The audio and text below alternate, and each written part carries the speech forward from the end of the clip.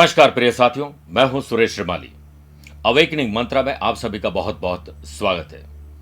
अक्सर आप अपने आसपास अगर नजर दौड़ाकर देखें तो बहुत सारे लोगों को आप जानते हैं जिन्होंने तरक्की की है, लेकिन क्या आप उनके गुरु के बारे में जानते हैं? शायद नहीं।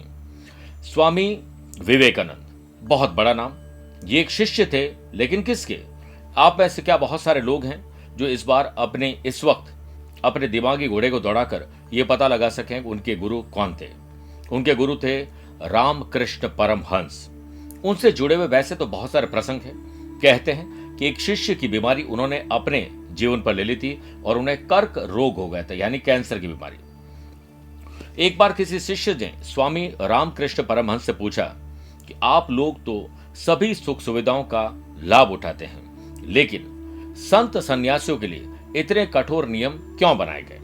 यानी एक व्यक्ति ने उनसे पूछा, तो परमहंस जी ने जवाब दिया कि आम लोग तो समाज में रहकर अनुशासन के साथ सभी काम के लिए आजाद हैं, लेकिन सन्यासी कितना भी तपस्वी क्यों न हो, उसे स्त्रियों से, धन से, मोह माया से, संग्रह यानी बहुत सारी चीजें इकट्ठी करने से, सुख सुविधाएं पाने से इच्छा नहीं रखनी चाहिए। शिष्य ने पूछा कि सन्यासियों के लिए ही इतने कठिन नियम क्यों बनाए गए हैं, जबकि सन्यासी भी इसी समाज का हिस्सा है, वह भी मनुष्य है, वह भी इंसान है। परमहंस जी ने जवाब दिया कि त्याग की शिक्षा एक सन्यासी नहीं देगा तो और कौन देगा? सन्यासी अपने ज्ञान और कर्म से समाज को श्रेष्ठ जीवन जीने की सीख देता है। यहां अपनी बात को रोकते हुए आपसे एक सवाल पूछना चाहता हूं। हम सब परेशान इसलिए रहते हैं क्योंकि कुछ पाना है। अगर आप त्याग की भावना रखना शुरू कर दें तो आपकी जिंदगी में ना ब्लड प्रेशर होगा, ना डायबिटीज, ना हार्ट की तकलीफ, ना मन में कोई संकोच रहेगा, ना मन में कोई ईर्ष्या रहेगी, कुछ भी नहीं रहेगा। एक पल के लिए सोच ही देखिएगा। फिर सन्यासी अपने आचरण से समाज को बताता है कि इच्छाएं अनंत है, ये कभी पूरी नहीं हो सकती है, इसीलिए किसी चीज का मोह नहीं रखना चाहिए। त्याग की भावना रखोगे तो कभी भी दुखी नहीं होंगे, भगवान की भक्ति में मन लगा रहेगा। ये बातें मैं आज आपको क्यों कह रहा हूं? क्योंकि आज रामकृष्ण परमहंस जी की जयंती है और फुलेरा दूज भी है।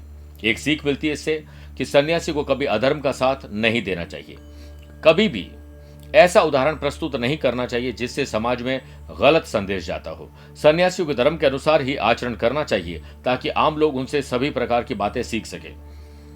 आप एक बार सोच कर देखिए, जब भी आप टेंशन में होते हैं, डिप्रेशन में होते हैं, परेशान होते हैं, भगवान के मंदिर गए, किसी साधु सन्यासी से मिले, किसी एक अलग व्यक्तित्व के व्यक्ति से मिले, तो आपको लगता है कि हाँ, ये बड़ा अच्छा जीवन है।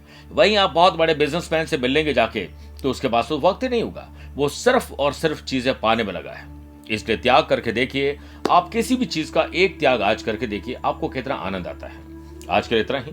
प्यार भरा नमस्कार और बहुत बहुत आशीर्वाद।